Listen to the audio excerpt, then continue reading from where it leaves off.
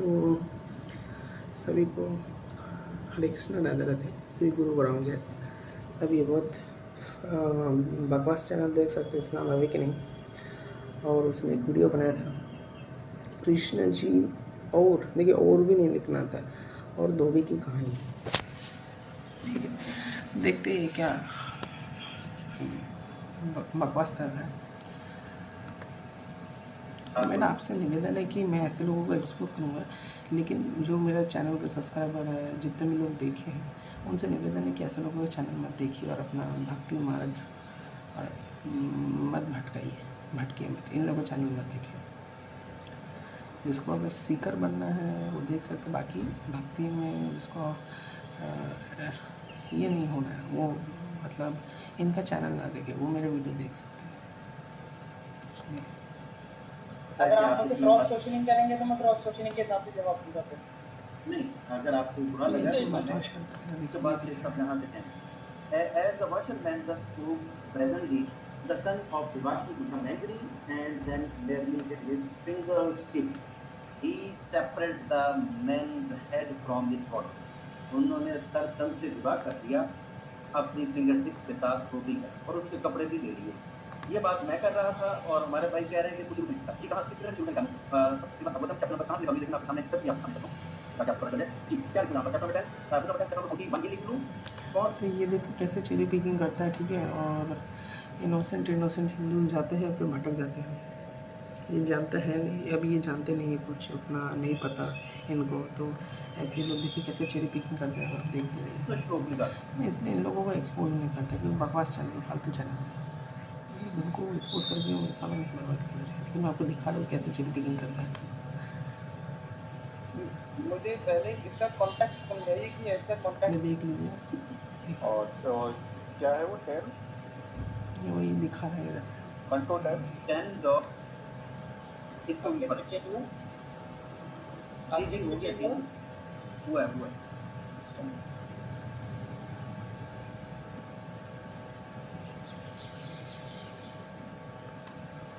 लेकिन पढ़ के पब्लिक को साथ साथ बताते जाएं, ताकि लेकिन जो पढ़े पब्लिक को बताएं कि कौन सा वाला श्लोक पढ़ रहे हैं आप।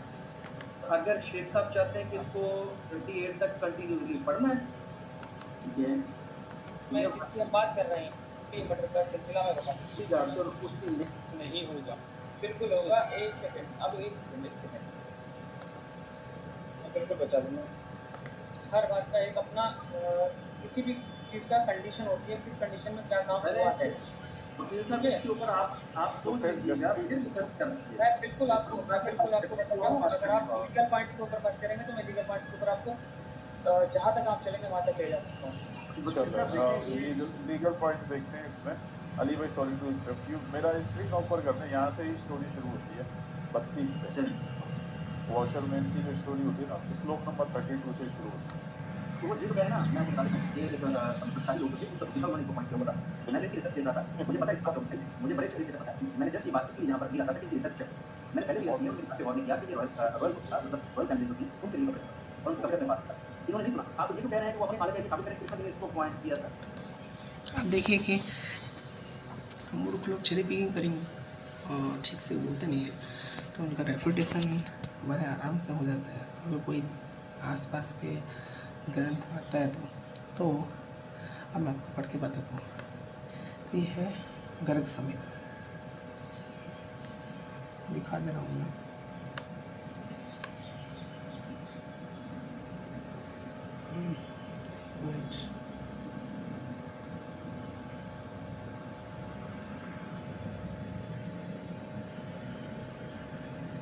इंटरनेट प्रॉब्लम होगा, सॉरी। तो ये लोग ऐसे ही लोगों का अज्ञानता, जो उतना जिनको नॉलेज नहीं है उनको कैसे ये बिल्डर करते हैं, भ्रमित करने का बहुत कोशिश करते हैं, ठीक है। और ये कितना पाखंड फैलाता है, पहले देखिए। ये लोग 2-4 चीज़ों को चेरी पिकिंग करेंगे और लोग इनमें विश्वास भी कर लेते हैं।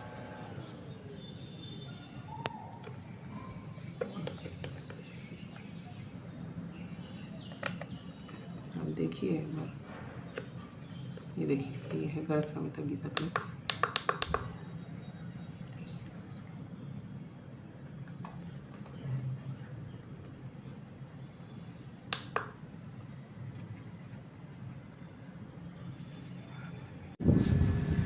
तो ये गीता प्रेस का कर सकता है, ठीक है। गर्ग संहिता गीता प्रेस गोरखपुर। तो ये देख लीजिए, श्री कृष्ण कथामृत हिंदी अनुवाद श्रीमन महर्षि गर्गाचार्य प्रणीत, है ना, श्री गर्ग संहिता गीता प्रेस, ठीक है। अभी आप अच्छे से देखिए, मैं 211 पेज में जाता हूँ।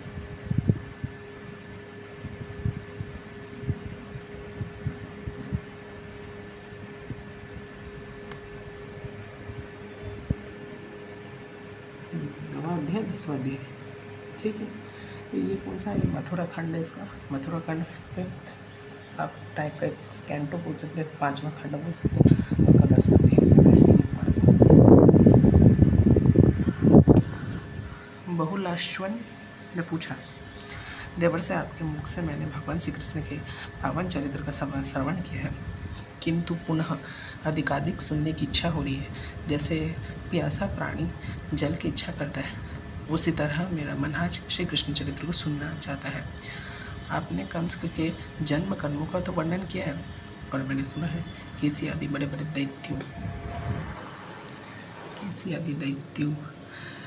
दैत्यों के पूर्व जन्म की बातों भी मैंने सुनी। अब मैं जानना चाहता हूँ कि अहो, जिसके महती ज्योति श्री कृष्ण में लीन हुई, वह धोबी पूर्व जन्म में कौन था? जब श्री हरि ने उसका वध क्यों किया? देखिए, ये पूछा जा रहा है क्यों किया, ये बहुलाश्वन ने पूछा। अथा तो ब्रह्म जिज्ञासा होता है हमारे धर्म में। देखिए, पूछा जा रहा है कि हरि ने क्यों वध किया। अच्छा क्वेश्चन है, लेकिन ये जो पाखंड फैला जाता है, बस 2-4 वीडियो काट के जो पाखंड फैलाया जाता है इनके द्वारा, तो ये लोग आपको रियलिटी नहीं बताएंगे। ये लोग क्या करेंगे, देखिए, जो नॉर्मल इंसान जो बुक रीडिंग करता है उसको पता चल जाएगा कि हाँ, इसका एक पुराण में ऐसे समझाया गया, अलग रेफरेंस में समझाया गया, जितना ज़रूरत है उतना समझाया गया, और दूसरा पुराण में ऐसा समझाया गया, तो कुछ संहिताओं में कनेक्टेड है। तो सनातन एक हिंदू स्क्रिप्चर। देखिए फिर आगे क्या लिखा है। नारद जी ने कहा, विदेहराज, त्रेता युग की बात है, अयोध्यापुरी में श्री रामचंद्र जी राज्य करते थे। उनके राज्य काल में प्रजा की मनोवृत्ति जानने के लिए गुप्त जल करते थे। समझ कि मेरा राज्य कैसे चल रहा है, क्या दुखी क्या सुख है, तो गुप्तचर चलते थे अक्सर। एक दिन उन गुप्तचरों को सुनते हुए किसी धोबी ने अपनी भार्या से कहा, तो दुष्टा है और दूसरों के घर में रहकर आई है, इसलिए अब मैं तुझे नहीं रखूँगा। स्त्री के लोभी राजा राम भले मैंने ही सीता को रख ली, किंतु मैं तुझे अच्छा मैं वही सोचा ये कैसे क्यों लिखा हुआ अचानक से। ये धोबी बोल रहा था, सॉरी है ना। मैं वही सोच रहा हूँ कि ऐसा क्यों है, तो वो धोबी कह रहा था। अच्छा, धोबी भगवान नाम के बारे में सब मैं वही सोचा ऐसा क्यों लिखा।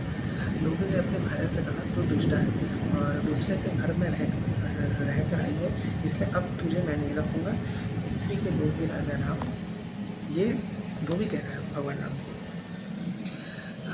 शेर ही सीता को रख ले, किंतु मैं तुझे नहीं स्वीकार करूंगा। इस प्रकार बहुत से लोगों के मुख से आक्षेप युक्त बात सुनकर श्री राघवेंद्र के लोकपावत के भय से सहसा सीता को वन में त्याग दिया। तो यहाँ पे फिर लिखा है कि सीता मैया को वन में त्याग दिया। अब ऐसा क्यों हुआ, तो इस चीज़ का भी बहुत अच्छा एक्सप्लेनेशन है। मैं आपको एक वीडियो भेजूंगा, उसमें बहुत सुंदर तरीके से समझाया कि ऐसा क्यों हुआ है। यहाँ पे क्या है कि इतना फोकस नहीं किया गया भगवान राम के बारे में, इसलिए छोटे में लिख दिया गया। तो अब मैं पढ़ता हूँ। रघुकुल तिलक श्री राम ने उस धोबी को दंड देने की इच्छा नहीं की। वही द्वापर के अंत में माधुरीपुरी में फिर धोबी ही हुआ। देखिए, वही धोबी जो भागवत पुराण में जिसका वर्णन है। उस दोष की शांति के लिए श्री हरि ने स्वयं ही उसका वध किया। उस दोष के लिए स्वयं ही उसका वध किया, क्योंकि सीता माँ का अपराध किया था। और सीता माँ का अपराध किया साक्षात भगवती है, मतलब एकदम साक्षात, मतलब एक तरीके से राधारानी है, राधा रानी ही है सीता मैया, एक तरीके से देखा जाए तो सीता मैया साक्षात मतलब क्या ही बोले, मतलब इतने ये है साक्षात भगवान राम के पत्नी है, उनका अपमान किया, उनको बहुत बड़ा अपराध लगेगा धोबी को, तो इसलिए उस पाप से मुक्त कराने के लिए ऐसा हुआ था। देखिए उसने सीता के प्रति जो कुवाच्य कहा था, तो सीता मैया के प्रति जो कुवाच्य कहा था, उस दोष की शांति के लिए श्री हरि ने स्वयं ही उसका वध किया। तथापि उन करुणा निधि ने उस धोबी को मोक्ष प्रदान किया, मोक्ष प्रदान कर दिया। देखिए वो धोबी को मोक्ष प्रदान किया। और ये जो आपका घोचू चैनल था, ये नाम क्या था इसका पता नहीं, ख्वाजा क्या है पता नहीं, अली ख्वाजा ऐसे कुछ करके ये बोल रहे श्री कृष्ण ने मर्डर कर दिया। इतना बेशरम इंसान है, इतना नीच मानसिकता का इंसान है, इतना घटिया इंसान है, नीच इंसान है। इसने कभी पूरा पढ़ा भी नहीं, ठीक है, इसको लगता है इसको कोई एक्सपोज नहीं कर रहा है। ये लोग क्या करते हैं ना, वेद का भेद वेबसाइट है जिसको अब हिंदू फोर्ब्स एक्सपोज वेबसाइट ने पूरा एक्सपोज कर दिया, ठीक है, तो वो लोग वही वेबसाइट से सिर्फ चेरी पिकिंग करते हैं, ठीक है। उस दोष की शांति के लिए श्री हरि ने स्वयं ही उसका वध किया, तथापि उन करुणा निधि ने उस धोबी को मोक्ष प्रदान किया। देखिए वो भगवान है। देखिए मतलब एक तो सोचो, जिनके पत्नी के बारे में कुवाच्य कहा, उनके पत्नी के बारे में कितना बुरा कहा, कितना बुरा कहा, सीता मैया को रख ले। देखिए धोबी ने कितना गंदे तरीके से कहा, लेकिन फिर भी भगवान इतने दयालु है। देख लो, तुम जिस भगवान के ऊपर आक्षेप लगा रहे थे हो, उन भगवान ने क्या किया, धोबी को दंड दिया ताकि उसको दोष ना लगे, बदला लेने के लिए भी नहीं, भगवान में वो भाव ही नहीं है, ताकि उसको दोष से शांति मिले और उसको मोक्ष भी मिल गया। देखेगा नहीं, तू पाखंड फैला देगा, तू मोक्ष मिल गया। राजन, दयालु श्री कृष्णचंद्र का यह परम अद्भुत चरित्र मैंने तुमसे कहा, अब पुनः क्या सुनना चाहते हो? ठीक है। फिर का मुनि श्रेष्ठ, पूर्व जन्म में वह दर्जी कौन था जब भगवान श्री कृष्ण ने स्वरूप रूप प्रकट किया था? तो ये फिर ये विषय अलग हो जाता है। अगर आप देखिए ये दर्जी वाला ये पूरा ही विषय अलग हो जाता है, ठीक है। ये गर्ग संहिता है, ठीक है। और गर्ग संहिता का ऑथेंटिसिटी, क्योंकि और भी कई लोग हमारे यहाँ है अद्वैती लोग जो आक्षेप लगाते हैं कि गर्ग संहिता ऑथेंटिक नहीं है, तो ऐसा नहीं है। विष्णु पुराण में तो ऐसा ही नहीं है, विष्णु पुराण में भी उसका आता है उसका वर्णन। तो आपने देख लिया कि यहाँ पे फिर अब टॉपिक चेंज हो चुका है ना। ये सब पूरा अलग टॉपिक हो गया कि 300 कमल लेकर भगवान शंकर के आगे रखते और फिर श्री करुणा निधि त्रिनेत्रधारी भगवान शंकर उसके ऊपर अत्यंत प्रसन्न होकर बोले परम बुद्धिमान मलाकार, ऐसे ऐसे फिर आगे चलता है चर्चा। श्री महादेव जी ने कहा ऐसे ऐसे, तो ये टॉपिक फिर अलग बन गया है ना। तो फिर इसके बाद देखिए ये कुब्जा, जो कुब्जा है वो भी भगवान श्री कृष्ण की पत्नी है ना, सैरेंद्री कुब्जा, तो वो भी भगवान की पत्नी है। तो आप देख लीजिए, तो मैंने जब सत्यानंद महाराज पाखंडी को एक्सपोज किया था, उसको भी मैंने कुब्जा श्री कृष्ण को जो आक्षेप लेता उसको भी मैंने गर्ग संहिता से समझाया था। तो आप देख लीजिए यहाँ पे बहुत सुंदर तरीके से बता दिया। धोबी वाला जो आक्षेप लगता है भगवान श्री कृष्ण के ऊपर, उन्होंने धोबी को मार दिया, तो यहाँ पे अच्छे से एक्सप्लेन है। तो मैं वापस पढ़ दे रहा हूँ। ये देखिए गर्ग संहिता का मथुरा खंड है, मथुरा खंड का 10वां अध्याय है 5.10, और ये पहला पैराग्राफ ही पढ़िए बस। धोबी, दर्जी और सुदामा माली के पूर्व जन्म का परिचय। तो यहाँ पे जो धोबी है उसका बताया जा रहा है कि ऐसा भगवान ने क्यों किया था। देखिए लीला है भगवान का, लीला है, लीला पुरुषोत्तम है भगवान श्री कृष्ण ने, लीला पुरुषोत्तम है। देखिए कितना सुंदर लीला है, भगवान राम मर्यादा पुरुषोत्तम है, कितना सुंदर लीला है। देखिए तो यहाँ पे एक्सप्लेन हो गया आपको, कितना अच्छा है। सोचिए किसी के पत्नी के बारे में भी कहा और बदला लेने के लिए नहीं माना, ताकि वो उस दोष से मुक्त हो जाए। देखिए दोष से मुक्त हो जाए और उसको मोक्ष भी मिल जाए। अब देखिए भगवान कितना दयालु है वास्तव में, लेकिन इसका वन साइडेड है। अब देखिए भागवत पुराण में इसका मेंशन क्यों नहीं, क्योंकि भागवत पुराण में इसका मेंशन इसलिए नहीं क्योंकि वहाँ पे कृष्ण भगवान का जितना भी लीला है उसके ऊपर फोकस किया जा रहा था, इसलिए साइड बाय साइड एक्सप्लेन नहीं किया, उसको गर्ग संहिता में एक्सप्लेन किया। तो एक स्क्रिप्चर क्या है ना, क्या होता है ना कि अलग अलग रेफरेंस में कोई आपको ये बता रहा है कि खाना कैसे बनता है, कोई ये बता रहा है खाना कैसे परोसा जा रहा है, ठीक है, कोई ये बता रहा है कि भोग कैसे लग रहा है, ठीक है। अल्टीमेटली कनेक्शन सब में है, तीनों इंपॉर्टेंट है, तीनों रेफरेंस इंपॉर्टेंट है, लेकिन वो अपने रेफरेंस के अनुसार वो सब चीज़ें नहीं मेंशन करते। इनडायरेक्टली बहुत मतलब उसको क्या मतलब काफ़ी कॉम्पैक्ट और कॉन्साइज वे में, बहुत ही कॉन्साइज और कॉम्पैक्ट वे में लिख देते हैं, लेकिन उसका डीपली यहाँ पे एक्सप्लेन किया गया। अब देखिए है ना, तो पाखंड का एक्सपोज हुआ ना, पाखंडी लोग एक्सपोज हुए ना, ठीक है। तो आप देखिए गर्ग संहिता अच्छे से पढ़िए, ठीक है। तो अभी मैं आपको बताता हूँ कि उस इंसान को जो ये एक्सेप्ट लगा देखे क्या भगवान श्री कृष्ण आपका भेदभाव करते हैं, भेदभाव देखते हैं, धोबी है तो उसके साथ भेदभाव कर दिया, ये कर दिया, वो कर दिया। तो देखते हैं शास्त्रों में क्या क्या वर्णन है भगवत गीता भागवतम का। मैंने कुछ रेफरेंस आपको दिखाना चाहता हूँ, क्योंकि है ना पाखंड का खंडन करना तो झट से ही ख़त्म कर देते। तो ये तो मैंने आपको बहुत बार बताया 9:29 का। समहम सर्वभूतेषु नामे द्वेषो अस्ति न प्रिय ये भजन्ति तू माम भक्तया मयि तेषु चाप्यहम्। तो इसका आप भावार्थ अर्थ पढ़ लीजिए। ना तो मैं किसी से द्वेष करता हूँ, ना ही मैं किसी से पक्षपात करता हूँ, मैं सबों के लिए संभव हूँ, किंतु जो भी भक्तिपूर्वक मेरा सेवा करता है वो मेरा मित्र है, मुझे में स्थित रहता है, मैं उसका मित्र हूँ। और ये श्रील प्रभुपाद जी का भावार्थ है, उन्होंने जो उनका तात्पर्य है, प्रभुपाद जी का परपट है, तो इसको बहुत अच्छे से आप पढ़ लीजिएगा। देखिए ठीक, मैं ऐसे कुछ देर के लिए कर रहा हूँ, आप इसे जूम करके अच्छे से पढ़ सकते हैं। ठीक है, तो 9:29 और ये है 13 का 28-29। ठीक है, तो मैं 13 का 28-29 पढ़ता हूँ। देखिए उसमें क्या लिखा है। समम सर्वेषु भूतेषु तिष्ठन्त परमेश्वरम विनाशाय त्व स्वविनशयन्तम यह पश्यति स पश्यति। ठीक है, समम वर्ड जो परमात्मा को समस्त शरीरों में आत्मा के साथ देखता है, और जो ये समझता है कि इस नश्वर शरीर के भीतर ना तो आत्मा है ना ही परमात्मा कभी भी विनष्ट होता है, वही वास्तव में दिखता है। अब ये पढ़ सकते हैं कि जो व्यक्ति सत्संगति से 3 वस्तुओं को शरीर का स्वामी या आत्मा तथा आत्मा के मित्र को एक सत्संगयुक्त देखता वही सच्चा ज्ञानी है ना। जब तक आध्यात्मिक विषयों के वास्तविक ज्ञाता की संगति नहीं मिलती तब तक कोई इन 3 वस्तुओं को नहीं देख सकता, है ना। साधु संग सर्वशस्त्र को, लोगों में साधु संग सर्वसिद्धि हो।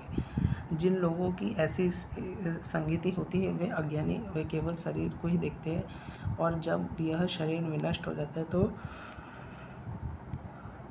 समझते हैं कि सब कुछ नष्ट हो गया, लेकिन वास्तविकता यह नहीं है।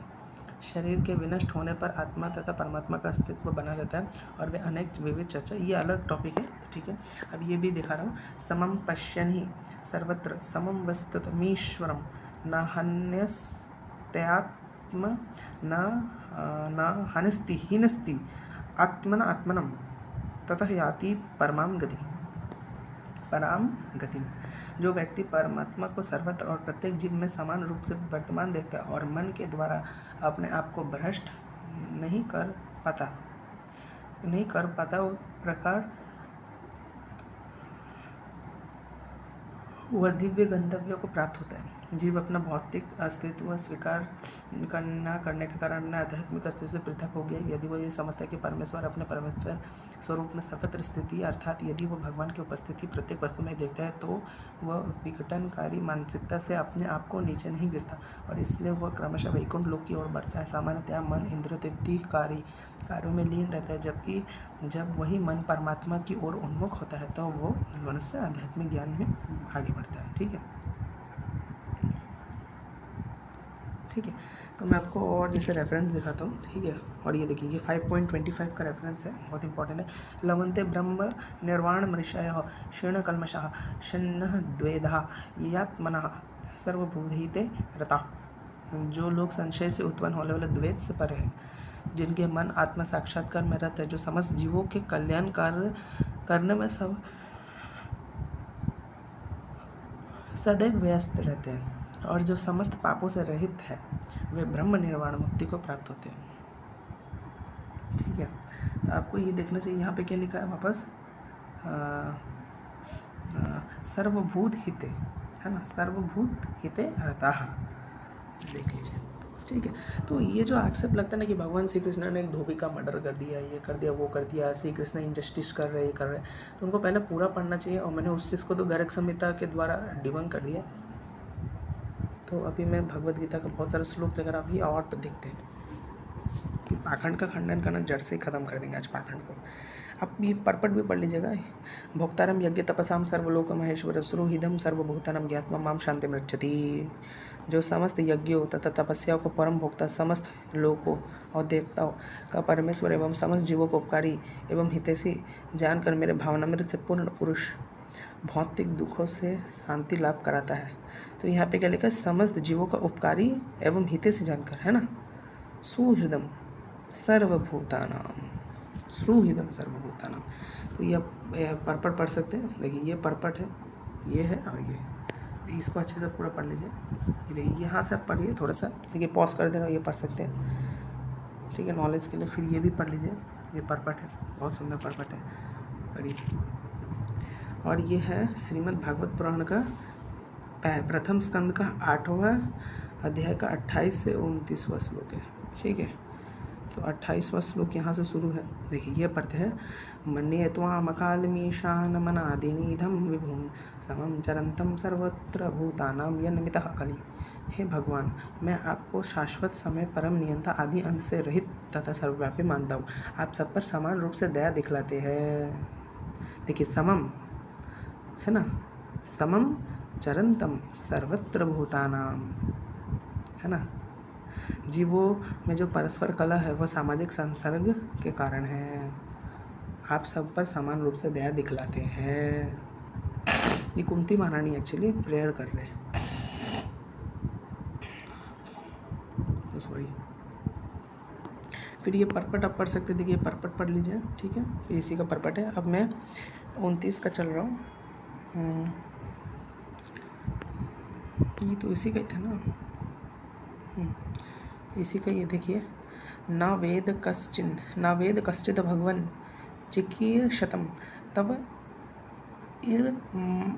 इर्हमानस्य नृणां विडम्बनं न यस्य कश्चिद् दयितोऽस्ति करहेचित् द्वेषश्च यस्मिन् विषमा मतिर्नृणाम्। इसका मतलब क्या है, प्रभु आपकी दिव्य लीलाओं को कोई समझ नहीं सकता है, क्योंकि वह मानवीय प्रतीत होती है और इस कारण भ्रामक है। ना तो आपको कोई विशेष कृपा पात्र है, ना ही कोई आपका अप्रिय है। यह केवल मनुष्यों को ही कल्पना है कि आप पक्षपात करते। देखिए ये तो पूरा ही भांडाफोड़ हो जाता है इसमें, ठीक है। ये देखिए, एक पढ़िए इसका परपट और दूसरा ये पढ़िए, ये परपट पढ़िए। देखिए ये वाला आप ये पूरा पढ़ सकते हैं, ठीक है, ठीक है।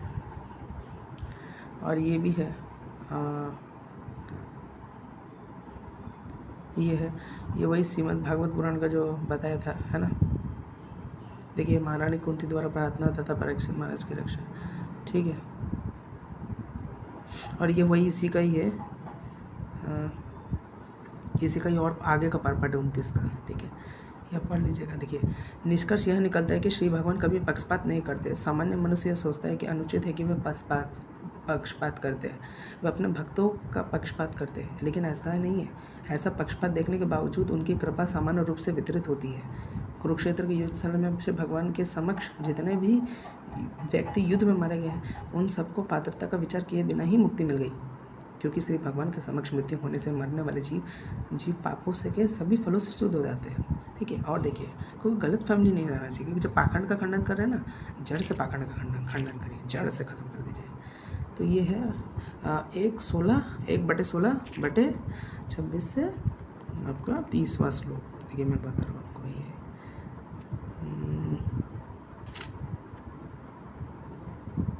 ये रहा।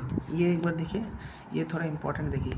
सत्यम शौचम दया शांति त्याग, यहाँ पे भी मीटिंग का दया करने बताया गया।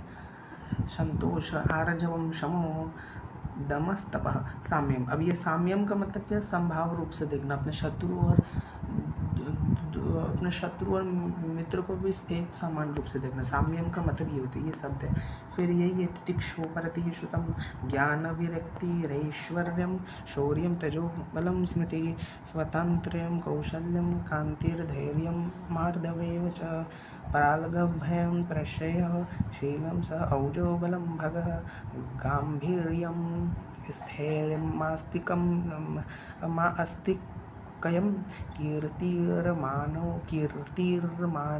अनंकृतिः एति चान्ये च भगवन् चिन्तया यत्र महागुणः प्रार्थया महत्त्वमिच्छेर्न वियन्ति स्म करचित् तेहनम गुणपात्रेण श्रीनिवासेन सांप्रतम शौचामी रहितम लोकम पापमना करिणक्षणम। तो उच्चारण के लिए क्षमा मांगते हैं। तो आप ये देखिए, इसका मीनिंग है, सब मीनिंग बताया जा रहा है, ये देखिए। तो इसमें एक मीनिंग ये भी बताया गया है, क्या मीनिंग है आपके लिए, ये मीनिंग क्या है, इसमें एक मीनिंग ये भी है, अभी पढ़ लीजिएगा क्योंकि बहुत लंबा पर्पट है। देखिए ये है, ये वही है कि देखिए, ये देखिए दयालुता है, और ये भी है कि देखिए समदर्शिता, ठीक है, समदर्शिता। तो वही यहाँ पे देखिए, यहाँ पे अर्थ क्या है, किसका अर्थ मैं बता रहा हूँ। देखिए इसका साम्यम का क्या अर्थ है, मित्र तथा शत्रु के भेदभाव ना करना। महाराज परीक्षित ने कलयुग का सत्कार किस प्रकार किया। तो साम्यम का मतलब क्या, मित्र तथा शत्रु के बीच भेदभाव ना करना, ये है। तो ये पर्पट पढ़िए, फिर एक ये पढ़िए, ठीक है। देखिए एक इतना सुंदर पर्पट है ना, देखिए ये बहुत बड़ा पर्पट है। देखिए ये इसलिए आप लोगों के लिए रखा, अच्छे से एकदम पढ़िए, ठीक है। पॉज कर दिए, पॉज करके पढ़िए बराबर। देखिए पढ़िए, एकदम बढ़िया करके आपको दिखा दिया, ये पढ़िए, ठीक है। अब हम श्रीमद् भागवत पुराण का भगवद गीता का 5वां अध्याय का 18 से 19वां श्लोक चलते हैं बढ़िया तरीके से। देखिए 18 श्लोक है, विद्या विनय संपन्ने ब्राह्मणे गविहस्तने शुनि चैव स्वपाके च पंडिता समदर्शिना। विनम्र साधु पुरुष अपने वास्तविक ज्ञान के कारण एक विद्वान तथा विनीत ब्राह्मण गाय, हाथी, कुत्ता तथा चांडाल के समान दृष्टि संभाव से देखता है। भगवान ही बोल रहे हैं सर, ठीक है। ये पर्पट पढ़ लीजिए, प्रभुपाद जी का सुंदर सुंदर पर्पट पढ़ लीजिए। अब ये मैं पढ़ता हूँ, इह एव तैर्जितः सरयोग ते येषां साम्ये स्थितं मनः निर्दोषहीं समं ब्रह्म तस्माद् ब्रह्मणि ते स्थिता। जिनके मन एकत्व तथा समता में स्थित है, ठीक है, समता में स्थित है, उन्होंने जन्म तथा मृत्यु के बंधनों को पहले जीत लिया। देखिए समता में स्थित है, देखिए ना कोई भेदभाव करना, वे ब्रह्म के समान निर्दोष है, सदा ब्रह्म में ही स्थित है। तो यहाँ पे वही बोले समता, ठीक है। 3:29 आपसे श्रीमद् भागवत पुराण का 3:29, तो इसको अच्छे से पढ़ते हैं। देखिए उनकी वह पूजा स्वयं मात्र है। मैं आपको आत्मा परमेश्वर सभी भूतों में स्थित ऐसी दशा में जो मोहवश मेरी उपेक्षा करके केवल प्रतिमा के पूजन में ही लगा रहता है, वह तो मानो भस्म में ही हवन कर रहा है।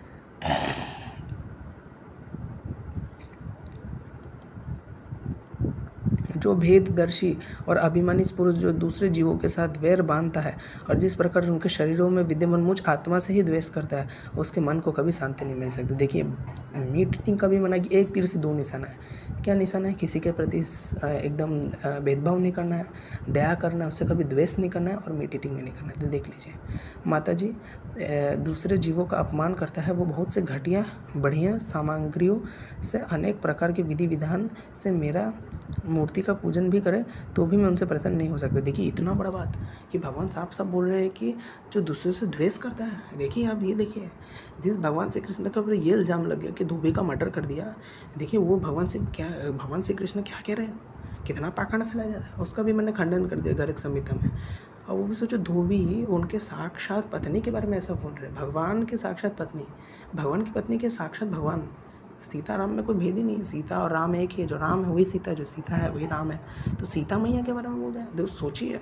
फिर भी भगवान राम इतने दयालु है जो कि कृष्ण के रूप में आए, जो भगवान कृष्ण भगवान राम इतने दयालु है कि जो राधा रानी जो सीता मैया के ऊपर जो अपमान था उसको भी पता है क्या सोच के धोबी को मारा, बदला लेने के रूप में नहीं, उसको उसका पाप ना लगे और उसको मोक्ष भी दे दिया। सोचिए इतना दयालु है भगवान, है।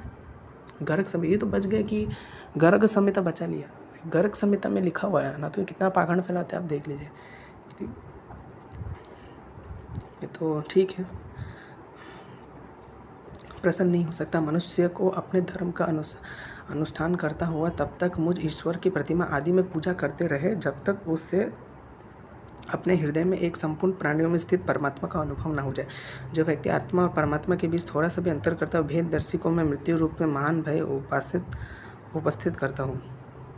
अतः संपूर्ण प्राणियों के भीतर घर बनाकर उन प्राणियों के ही रूप में स्थित मुझ परमात्मा का यथा योग्य दान मान मित्रता के व्यवहार तथा समदृष्टि, देखिए समदृष्टि के द्वारा पूजन करना चाहिए। तो एक्चुअली ऐसा क्यों बोला कि आत्मा परमात्मा भेद नहीं, अचिंत्य भेदाभेद, जैसे समुद्र का एक बूंद गुणात्मक रूप से समुद्र से भेद नहीं है, लेकिन आपका मात्रा में अलग है ना। तो समदृष्टि के द्वारा पूजन करना चाहिए। माताजी पाषाण आदि अचेतनों की उपेक्षा वृक्ष आदि जीव श्रेष्ठ है। जो सांस लेने में प्राणी श्रेष्ठ है, उनमें भी मन वाले प्राणी श्रेष्ठ है, और उनमें भी इंद्रियों की वृत्तियों से युक्त प्राणी श्रेष्ठ है। से इंद्रिय प्राणी में से केवल स्पर्श का ही अनुभव करने वाले, अपेक्षा रस का ग्रहण करने सकने वाले मत्स्य आदि उत्कृष्ट है, और रस वेत्ताओं की अपेक्षा अच्छा ये फिर अलग चला गया। तो आपने देखा कितना सुंदर तरीके से भागवत में बताया गया। ठीक है, अब फिर मैं आपका चलता हूँ, ये श्रीमद् भागवत पुराण का 4 का 11 का 13 है, चौथा स्कंद का 11वां अध्याय का 13। आप ये देखिए अब क्या लिखा है। देखिए यहाँ पे मीटिंग का भी ऊपर लिखा है, इस जड़ शरीर को आत्मा मानकर इसके लिए पशुओं की भांति प्राणियों की हिंसा करना यह भगवत सेवा साधुओं का मार्ग नहीं है। देखिए ये भी मीटिंग का मिल गया मुझे, तो एक तीर से दो निशाना लग रहा है। ठीक है, अब यहाँ पे देखिए, प्रभु की आराधना करना बड़ा कठिन है, परंतु तुमने जो लकड़पन में ही संपूर्ण भूतों के आश्रय स्थान श्री हरि की सर्वभूतात्म भाव से आराधना करके उनका परम पद प्राप्त कर लिया है, तुम्हें तो प्रभु भी अपना प्रिय भक्त समझते हैं, और भक्त जन भी तुम्हारा आदर करते हैं। तुम साधुजनों के पथ प्रदर्शक हो, फिर भी तुमने ऐसा निंदनीय कर्म क्यों किया? सर्वात्मा हरि तो अपने से बड़े पुरुषों के प्रति सहनशीलता, छोटे के प्रति दया, बराबर वालों के प्रति मित्रता और समस्त जीवों के साथ समता के बर्ताव करने से ही प्रसन्न होते हैं। तो देख लीजिए वही हरि है। आप देखिए कितना मार्केट में कितना पाखंड फैलाया जा रहा है, आप देखिए ना। और देखिए ये श्रीमद् भागवत पुराण का 7वां का 9वां है। ठीक है, देखिए पाखंड कितना फैलाया जा रहा है, पहले वो देखिए, आराम से देखिए, और देखिए पाखंड कितना फैलाया जा रहा है। ठीक है, अब आप यहाँ पे देखिए, यहाँ पे साफ साफ क्या लिखा है कि आपने ब्रह्मा शंकर और लक्ष्मी जी के सिर पर भी कभी नहीं रखा हाथ। प्रहलाद जी बोल रहे हैं, दूसरे सांसारिक जीवों के समान आप में छोटे बड़े का भेदभाव नहीं है। देख लीजिए, क्योंकि आप सब में आत्मा और आकार में प्रेमी हैं, फिर भी कल्प वृक्ष के समान आपका कृपा प्रसाद भी सेवन भजन से ही प्राप्त होता है। सेवा के अनुसार ही जीवों पर आपकी कृपा की हृदय होती है, उसमें जातिगत उच्चता या नीचता कारण नहीं है। देख पाखंडी तू देख, कितना सुंदर तरीके से बताया गया है। हाँ, भगवान, यह संसार एक ऐसा अंधकार कुआं है जिसमें काल रूप सर्प डसने के लिए सदा तैयार रहता है। विषय भोगों की इच्छा वाले पुरुष उसी में गिरे हुए हैं, और मैं भी संगवश उसके पीछे उसी में गिरने जा रहा हूँ। परंतु भगवान, देवर्षि नारद ने मुझे अपना कर बचा लिया, क्योंकि नारद जी ने जब प्रहलाद महाराज गर्भ में थे, प्रहलाद महाराज की माता जी का नाम कयाधु माता जी है। अगर मैं सही हूँ तो कमेंट में बोले कि मैं सही बोल रहा हूँ, अगर मैं गलत हूँ तो कमेंट में गलत बोल रहा हूँ। ठीक है, क्योंकि मुझे नाम याद नहीं है, प्रोनाउंसिएशन उच्चारण गलत हो, शायद नाम कयाधु था, नाम में याद नहीं हो रहा। तो जब वो कयाधु माइया के गर्भ में थे तो नारद मुनि तभी उनको शिक्षा दे दिए थे भक्त बनने का। ठीक है, इसने नारद मुनि को वो बहुत मतलब धन्यवाद कह रहे हैं, नारद मुनि को क्रेडिट पूरा मतलब श्रेय दे रहे हैं, उस चीज़ उनका प्रणाम कर रहे हैं, उनका इतना आदर कर रहे हैं। ठीक है, तो अभी फिर पूरा पढ़ लीजिए। ठीक है,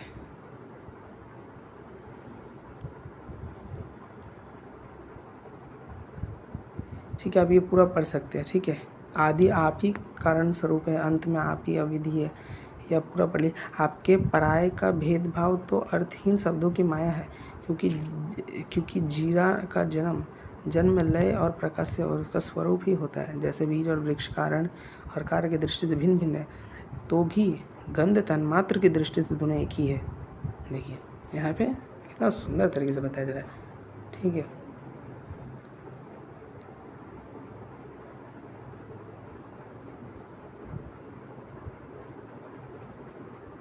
देखिए 7, 9 और 10:33, ये है 10:33, ये बहुत इम्पोर्टेंट है। तो आप पहले ये देखिए एक बार, ये 10:33 में नाग पत्नियों ने कहा, प्रभु आपका ये अवतार तो दुष्टों को दंड देने के लिए हुआ है, इसलिए इस अपराधी को दंड देना सर्वथा उचित है। आपकी दृष्टि में शत्रु और पुत्र का कोई भेदभाव नहीं। देखो प्यारे लाल, देखो मेरे प्यारे लाल, देखो तुम कितना चेरी बिगिंग करते हो। हाँ, और ये ऐसे ही है, ये ऐसी चेरी पिकिंग करते रहेंगे, मैं इसलिए इन लोगों को एक्सपोज नहीं करता, ठीक है। अब समय मिलेगा तो करते रहेंगे हम, लेकिन ये ऐसे ही है, ठीक है। भ्रमित होने की ज़रूरत नहीं है। और जो भी भक्त है मैं उनसे निवेदन करता हूँ कि आप मेरा ही चैनल देखिए, मेरे चैनल के थ्रू ही ये देखिए। आप इन लोगों के चैनल में मत जाइए, क्योंकि आपका भक्ति में इफ़ेक्ट पड़ सकता है, आपका श्रद्धा, आपका भक्ति डाइवर्ट हो सकते हैं। आप मेरा चैनल देखिए, हिंदू फोब्स एक्सपोज्ड वेबसाइट देखिए, जो भी डाउट है ऐसा है ना, तो ऐसे करिए। आपको मन भटकाने की ज़रूरत नहीं है, आप भक्ति करिए, आप चैंटिंग करिए अच्छे से, ठीक है। ये दुर्लभ मानव शरीर है, ठीक है, तो मन भटकाने की ज़रूरत नहीं, क्योंकि ठीक है। तो आप देखिए, लेकिन जिसको सीखना है, जिसको बहुत जानने का इच्छा हो रहा है, वो देखिए, अवश्य देखना चाहिए, लेकिन उनका चैनल मत देखिए, ठीक है। क्योंकि उससे क्या होगा ना कि आपका मन भटकेगा, आपका मन सैड हो जाएगा, ऐसा नहीं है ना। आप मेरा ही चैनल देखिए, ठीक है, मैं एक्सपोज करता रहूँगा धीरे धीरे। तो देखिए, आपकी दृष्टि में शत्रु और पुत्र का कोई भेद नहीं, इसलिए आप जो किसी को दंड देते हैं वह उसके पापों का प्रायश्चित कराने और उसका परम कल्याण के लिए ही देते हैं। अरे देख बाबा, ये तो नाग पत्नियाँ कह रही है। नाग पत्नियाँ पता है कौन है? ये मेरे हिसाब से जहाँ तक मुझे लग रहा है, ये वो नृत्य है जो भगवान श्री कृष्ण कालिया नाग के ऊपर नृत्य करते हैं। कालिया नाग वाला ये है। नाग पत्नी ऐसे बोल रही, देखिए, परम कल्याण के लिए करने के लिए करते हैं। और देखिए, और यहाँ पे क्या लिखा है, यहाँ से मैं पढ़ रहा था, और देखिए, आपने हम लोगों पर ये बड़ा अनुग्रह किया, यह तो आपका कृपा प्रसाद ही है, क्योंकि आप जो दुष्टों को दंड देते हैं उससे उनके सारे पाप नष्ट हो जाते हैं। इस तरफ के अपराधी होने में भी कोई संदेह नहीं है। यदि वह अपराधी ना हो तो सर्प की योनि ही क्यों मिलती। इससे हम सच्चे हृदय से आपके इस क्रोध को भी आपका अनुग्रह ही समझते हैं। अवश्य ही पूर्व जन्म में इसने स्वयं मान रहित होकर दूसरों का सम्मान करते हुए बहुत बड़ी तपस्या की थी, अथवा सब जीवों पर दया करते हुए इसने कोई बहुत बड़ा धर्म किया, तभी तो आप इसके ऊपर संतुष्ट हुए हैं। क्योंकि सर्व जीव स्वरूप, देखिए, सब जीवों पर दया करते हुए, देखिए, एक तीर से दो निशाना लग गया, मीट ईटिंग का भी खंडन किया गया, ठीक है। क्योंकि सर्वजीव स्वरूप आपकी प्रसन्नता का यही उपाय है। भगवान, हम ये नहीं समझ पाते कि यह किस साधना का फल है जो यह आपके चरण कमलों की धूल का स्पर्श पाने का अधिकारी हुआ है। आपके चरणों की रच इतनी दुर्लभ है कि उसके लिए आपकी अर्धांगिनी लक्ष्मी जी को भी बहुत दिनों तक समस्त भोगों का त्याग करके नियमों का पालन करते हुए तपस्या करनी पड़ती थी। प्रभु, जो आपके चरणों की धूली की शरण ले लेता है वह भक्तगण स्वर्ग का राज्य तथा या पृथ्वी के बादशाही नहीं चाहता। ना वे रसातल का ही राज्य चाहता है, ना ही ब्रह्मा का पद ही लेना चाहता है। उन्हें अणि मादि योग सिद्धियों की भी चाह नहीं होती, यहाँ तक कि वे जन्म मृत्यु के छुड़ाने वाले कैवल्य मोक्ष की भी इच्छा नहीं करते। देख लो, ठीक है। देखिए, ये तो यहाँ पे जो बोले, जो ब्रह्म से जो एकत्व है उसको भी इच्छा नहीं है। स्वामी, यह नागराज तमोगुणी योनि में उत्पन्न हुआ है और अत्यंत क्रोधी है, फिर भी इसे आपकी वह परम पवित्र चरण रज प्राप्त हुई जो दूसरों के लिए सर्वथा दुर्लभ है, तथा जिसको प्राप्त करने की इच्छा मात्र से संसार चक्र में पड़े हुए जीव को संसार के वैभव संपत्ति की तो बात ही क्या, मोक्ष की भी प्राप्ति हो जाती। प्रभु, हम आपको प्रणाम करते हैं। आप अनंत और अचिंत्य ऐश्वर्य के नित्य निधि है। आप सबके अंत कारणों में विराजमान होने पर भी अनंत है। आप समस्त प्राणियों और पदार्थों के आश्रय और सब पदार्थों के रूप में विद्यमान है। आप प्रकृति पर स्वयं परमात्मा है। आप सब प्रकार के ज्ञान और अनुभव के, फिर आगे चल रहा है, देखिए कितना ब्यूटीफुली बताया जा रहा है। ये नाग पत्नी तारीफ कर रही है, और ये है लास्ट रेफरेंस श्रीमद् भागवत पुराण का 10वां स्कंद का 38वां अध्याय का 22वां। ये तो हेवी इंपॉर्टेंट, ठीक है। जाऊंगा तब वे चाचा क्रूर इस प्रकार कहकर संबोधित करने क्यों ना हो। इसी पवित्र तथा मधुर यश का विस्तार करने के लिए ही तो वे लीला कर रहे हैं, तब मेरा जीवन सफल हो जाएगा। भगवान श्री कृष्ण ने आपको अपनाया नहीं, जिसे आदर नहीं दिया उसको उस जन्म को जीवन को धिक्कार है। ना तो उन्हें कोई प्रिय है, ना तो कोई अप्रिय। देख लो, ना तो कोई उन्हें प्रिय है, ना तो कोई उन्हें अप्रिय। ना तो कोई उनका कोई आत्मीय सुहृद है, ना ही कोई शत्रु। देख लो, उनकी उपेक्षा का पात्र भी कोई नहीं है। फिर भी जैसे कल्प वृक्ष अपने निकट आकर याचना करने वालों की उनकी मुँह मांगी वस्तु देता है, वैसे ही श्री भगवान श्री कृष्ण भी जो उन्हें जिस प्रकार भजता है उसी रूप में भजते हैं। वे अपने प्रेमी भक्तों के साथ पूर्ण प्रेम करते हैं। वे उनके सामने विनीत भाव से सिर झुकाकर खड़ा हो जाऊंगा और बलराम जी मुस्कुराते हुए मुझे अपने हृदय से लगा लेंगे और फिर मेरे दोनों हाथ पकड़कर मुझे घर के भीतर ले जाएंगे। वहाँ सब प्रकार से मेरा सत्कार करेंगे। इसके बाद मुझसे पूछेंगे कि कंस हमारे घर वालों के साथ कैसा व्यवहार करता है। श्री सुखदेव गोस्वामी कहते हैं। फिर आप ये पढ़ सकते हैं, ठीक है। तो मैंने आपको ये सब रेफरेंस दिया, ठीक है। तो देखिए, ये रेफरेंस से ये प्रमाणित होता है कि जो आक्षेप लगता है कि भगवान श्री कृष्ण ऐसे क्यों कर देते हैं अचानक से, ये लीला मात्र ही है। और मैं आपको अच्छे से इतना रेफरेंस देके समझा दिया, ठीक है। तब तक आप लोग मेरे वीडियो ऐसे ही देखते रहिएगा। और अब मैं यहाँ पे विराम देता हूँ।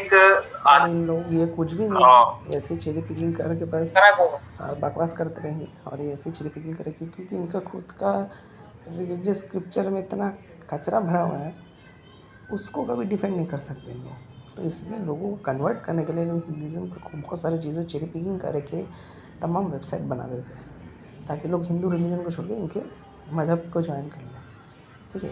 लेकिन लॉजिकल इंसान मतलब अगर थोड़ा सोचेगा नहीं, ये लोग कैसे ट्रैप करते हैं, ठीक है। अगर समय मिलेगा तो और एक्सपोज करेंगे। तब तक हमारे चैनल देखिए। आज मैं यही विराम देता हूँ। सभी को हरे कृष्णा, राधे राधे, श्री गुरु गोविंद जय।